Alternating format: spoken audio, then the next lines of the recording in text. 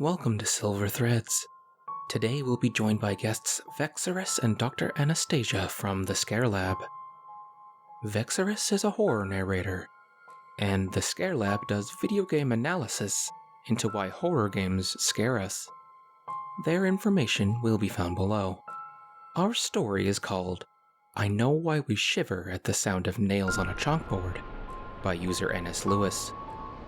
The answer isn't as straightforward as you might think, and will leave you questioning your very existence. Leave a like on the video, it helps the channel a lot. Subscribe and ring the bell if you're not already, if you don't want to miss any future videos. Now, let me tell you a story.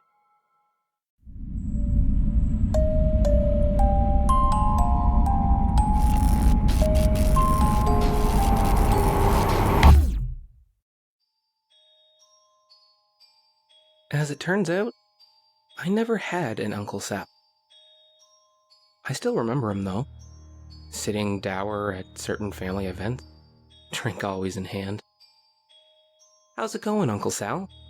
I'd ask, thinking he was just lonely and that talking to someone might cheer him up. "I'm on the road to nowhere, Jack," He'd say. I never knew how to respond to that. Did I tell him that my name wasn't Jack? Or did I tell him that I was sorry his wife, my aunt, had died, but that tomorrow was another day?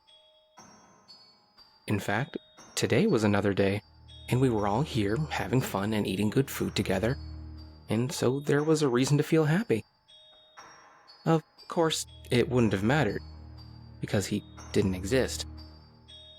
Always sitting there silently, sometimes deigning to validate the adequacy of the turkey dinner when pressed, and always telling me when I tried to cheer him up that he was on the road to nowhere. "You know, you are too, Jack," He'd say. The last that I, or anybody, saw of Uncle Sal was 22 years ago, on November 1st, early in the morning, before the sun was even up. I was in the kitchen, rooting through the drawers to find out where my parents had hidden the last of the Halloween candy. Out of the silence, there was suddenly much ado at the front door. A rattling of the knob, followed by a series of bangs, which spooked me for a moment, as I recalled images of monsters in the dark from the night before, until a familiar voice called out, "Oh, for Christ's sakes, it's Sal. Let me in." A moment later, my dad came into view from upstairs, stark naked, looking as angry as I'd ever seen him. He walked over, pressed his hands against the door, and shouted at Uncle Sal to go home and sleep it off, or so help him. "Open the fucking door," said Uncle Sal in an even voice. "I've got something important to say, and I don't know how much time I got left." "Sleep it off," said Dad again. I was staring right at his hairy ass. It was gross, and I wondered if one day my own ass would grow as hairy. "If only I could," said Sal, so quietly that I could barely hear him. "Open the damn door, Don. I won't be but a minute." At last my dad relented, undid the lock, and swung the door open, still naked, his manhood retreating into him as the cold fall air rushed into our sanctuary. "This better be damn good, brother," No, it's damn bad," said Sal, stepping inside and seeming somehow to darken our house. Then, to me, You know what? You might as well hear this too, Jack." "I'm not Jack," I said in a small voice. "Ain't your Uncle Sal neither. That's what I came here to say." My father's anger, I noticed, had not abated.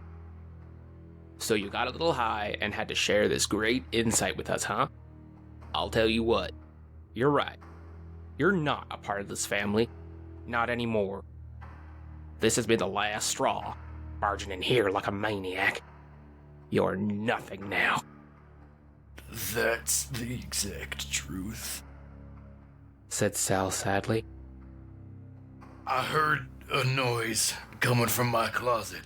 It sounded awful like nails on a chalkboard, you know?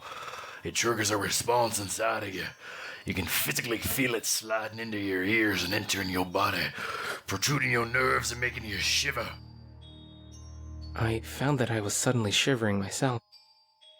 What was it? I asked. It's nonsense, said my dad. And unless your former uncle vacates the property post-haste, I'm calling the police to have him removed. When Sal made no move to leave, my father's hairy ass stalked off into the kitchen where the phone was located.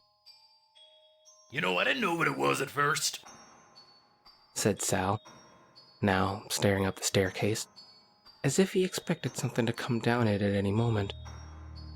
But I was too afraid to look. Didn't need anything from the closet anyway, just a bunch of old memories in there and dead suits I ain't had no use for years. So I stayed right away. Spent lots of times at the bar, and when I was drunk enough, I'd stumble home and sleep on the couch. But I could still hear it. No, I could still feel it. But it wasn't so bad when I was sloshed and down the hall from it.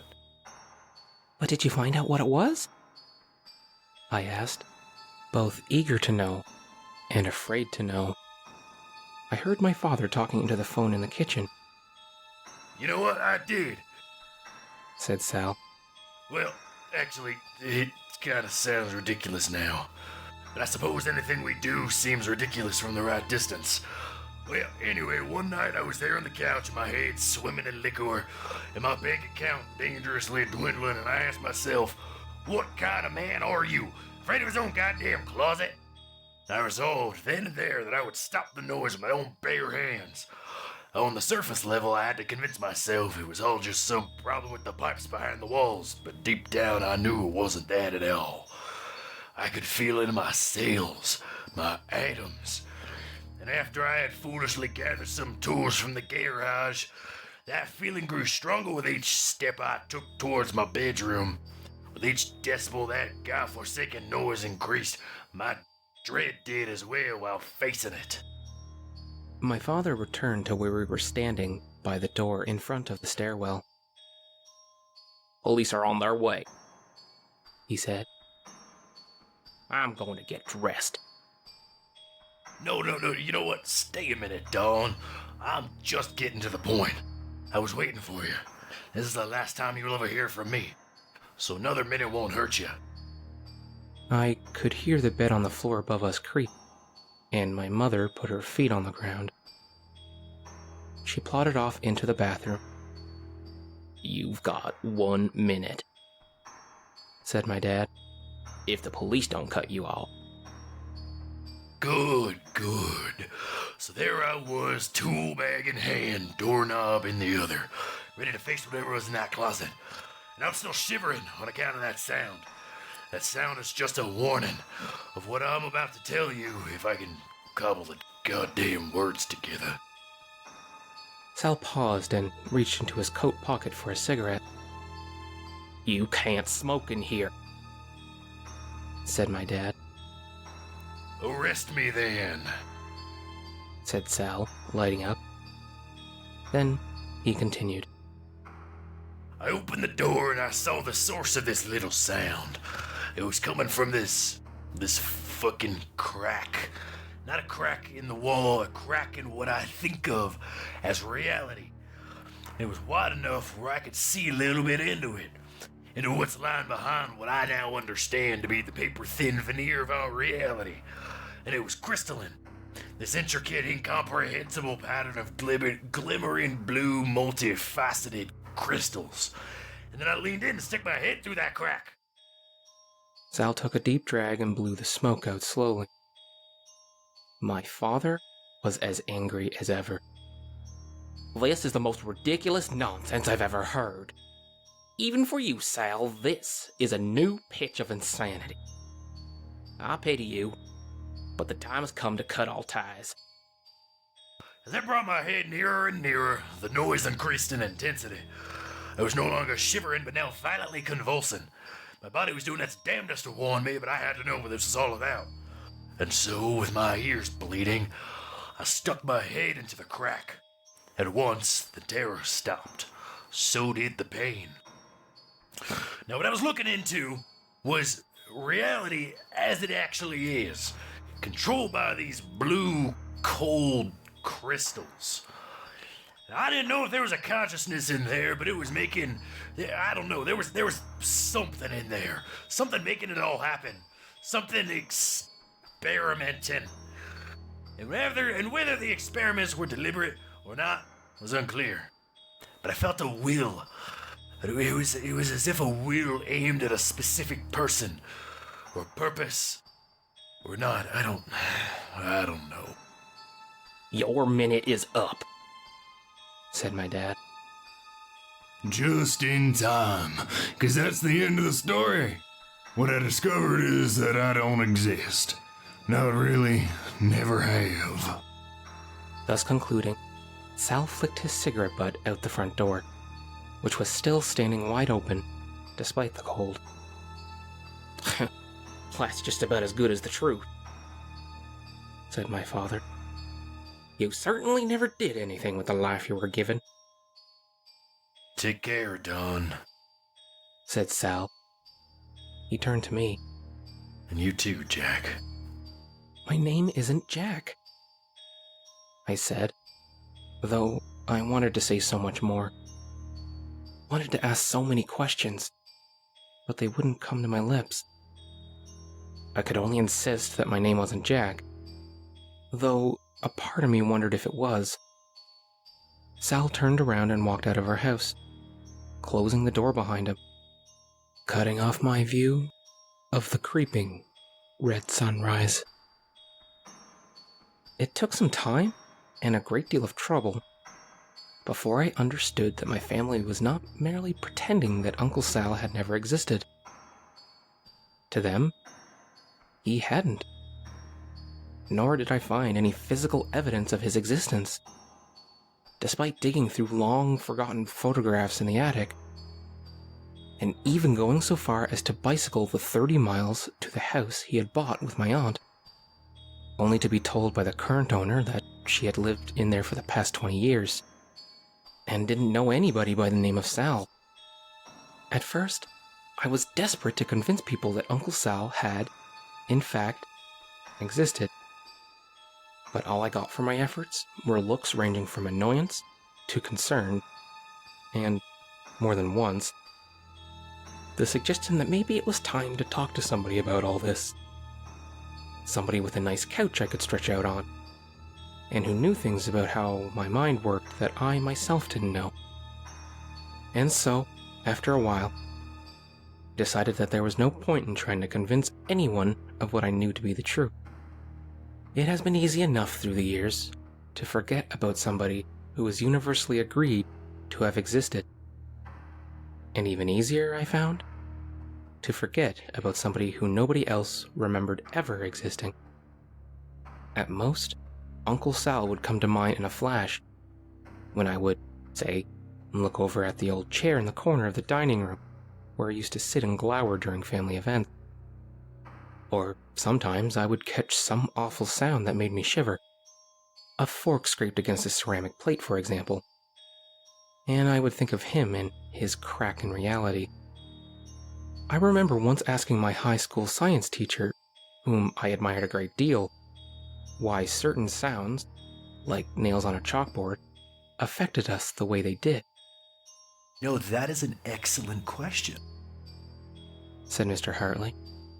I won't pretend to have the answer, but I can offer you a hypothesis.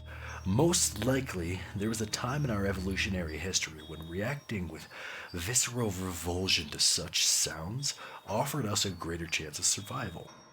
Say these noises sounded similar to the call of some ancient predator that stalked us in the night. Having an extra sensibility to these sorts of dangers would help alert us to dangerous presences that were meant to harm us. On the other hand, this theory is a little too neat.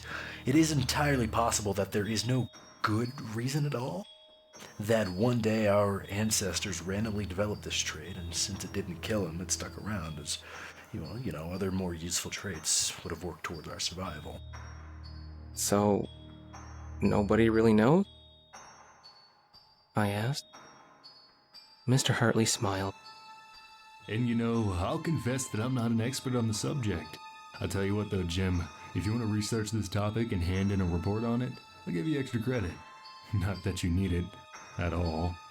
But I truly believe that learning something about the world we live in is its own reward. And frankly, I'm hoping that you take up the challenge so that I might learn something too. I accepted the assignment and researched the topic. At the time, the year 2000, the most authoritative study was done in 1986, when the scientists reproduced the sound with a forked garden tool on a chalkboard and then separated out the different frequencies contained in it. They found that it was the middle range of pitches that caused feelings of revulsion in the subject. They concluded, as Mr. Hartley had, that our response to these sounds was likely due to the offending pitches resembling the call of some predator early on in our evolution, such as possibly a certain type of monkey. Now armed with a perfectly rational explanation for why we were repulsed by these sounds, I forgot about Uncle Sal entirely, for several years. The world was a place that made sense. It wasn't some bizarre experimental illusion created by cold, alien things lurking behind a sheet of opaque paper. I was quite sure of that. Now we will skip ahead 20 years, through the building of a life that has been, on a whole, quite happy and fulfilling, to yesterday afternoon. I returned to my nice house on the outskirts of a small coastal town, where I had been teaching at a small, well-endowed university. My wife Alicia was in her studio, working on a painting. The children, I remembered, were on a playdate with friends that would stretch into evening. Perfect opportunity, I thought, for lovemaking. "Hey, sweetie," I said, sticking my head into the studio. "You up for taking a little break? Maybe having a glass of wine with me?" Alicia peeked around the canvas. She had red streaks of paint across her forehead, which turned me on. "Sure," she said, smiling sweetly. "Let me go wash up." "No," I said. "I like it better this way." My wife laughed, and we went down to the kitchen together to select a bottle of wine. "Something white," she said. "I've seen enough red for today. This piece I'm working on now, it may be the one that does me in." "Sounds dramatic," I said, picking out a Pinot Grigio and holding up the bottle for approval. Alicia nodded. "When do I get to see it, anyway?" I asked, uncorking the bottle. "I think it's formed enough now to look like something other than a swirly mass of placenta, so whenever you like." I poured out 2 glasses full and handed one to Alicia. "Hey," she said. "before I forget, who's Uncle Sal?" I froze, with the glass of wine inches from my lips. "Who?" "Some guy claiming to be your uncle. Said he's been trying to reach you all day, so he tried my number. He had a message for you that I wrote down. How come you never told me you have an uncle?" I became unstuck and swallowed down half the contents of my glass. "I don't," I said, thinking about the series of unanswered calls I had received that day from an unknown caller. Must have been a wrong number, "Ah, said Alicia. he did say that the message was for a Jack, but, some people use that as a nickname for James, so I thought that's all it was. The message was quite strange too. I can't remember what it said for some reason, just that it was strange. It's up in the studio." I shivered. Might as well just toss it in the trash, since, it's not for me. I never had an Uncle Sal, or even knew anybody by the name of Sal. Just a wrong number, "Got it." said Alicia. Shall we head upstairs and do the deed? I had grown cold inside and wanted desperately to warm up. We should, I said, topping off my glass. Alicia led the way up the stairs, and I followed from behind, looking at the butt I knew so well, but which still was full of untold wonders for me. But the warm feelings didn't come, and instead, I was greeted by the sudden and hideous vision of my father's naked, hairy ass, as I had seen it all those years ago. I drained my glass mid-step, only successfully landing half of its contents in my mouth. The rest dribbled down my chin. We reached the second floor and made way to the bedroom. But halfway there, Alicia stopped in front of her studio. Want to see it? She asked. The painting? Yes, I said. Think that by then, I could already hear the sound, feel it reaching into my ears and sliding into my body. Alicia led me into the studio and around to the front of the painting. There, on the canvas, was a chaotic bunch of dark colors, smeared around and on top of each other. And on top of it all, in blood-red paint, some words. They read, "You're on the road to nowhere." I dropped my wine glass to the floor as Alicia spoke above the increasing noise. That was the message. She said. From Uncle Sal. I turned to face her in uncomprehending terror as the noise increased in intensity.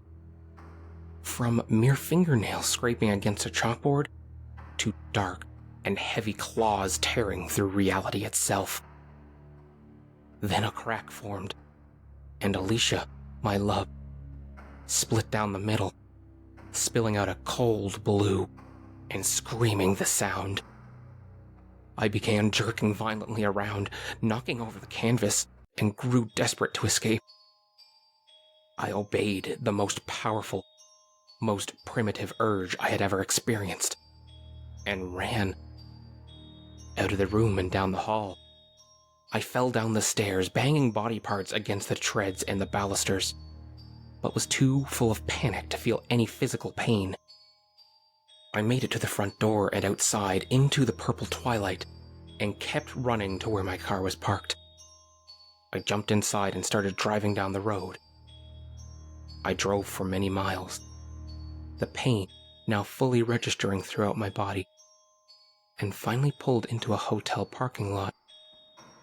My intention was to drink myself into oblivion and pass out alone in a cheap room, pulling off the business of processing what had happened until there was some distance to look at it from.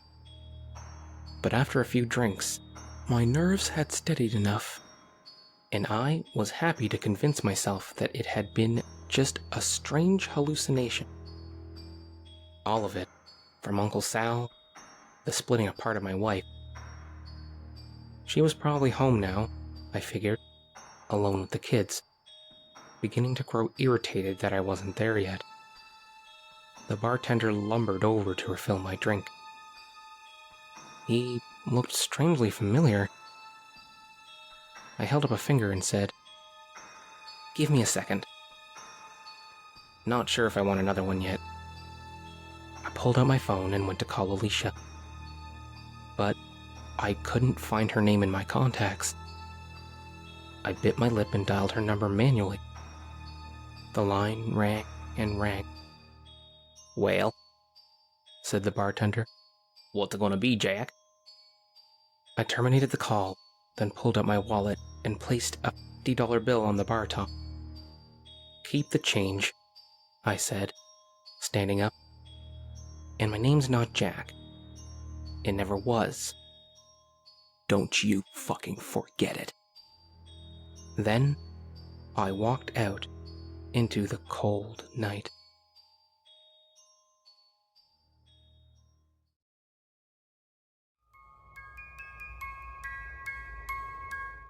Honestly, if I had access to another dimension to leap in and out of, it would make traveling for food a lot more convenient and less messy. Thank you to Vexarus and Dr. Anastasia for your brilliant performances. You both knocked it out of the park, and I'm not ashamed to say even outperformed me in my own production. Check out both of these talented people in the description. If you haven't already, leave a like, subscribe if you're new, and ring the bell if missing my content would just ruin your day. Every episode is uploaded to the SilverThreads podcast if you prefer just the audio. All business inquiries should be directed towards storiesforsilverthreads@gmail.com. Thank you all for listening, and I'll see you next time with another story.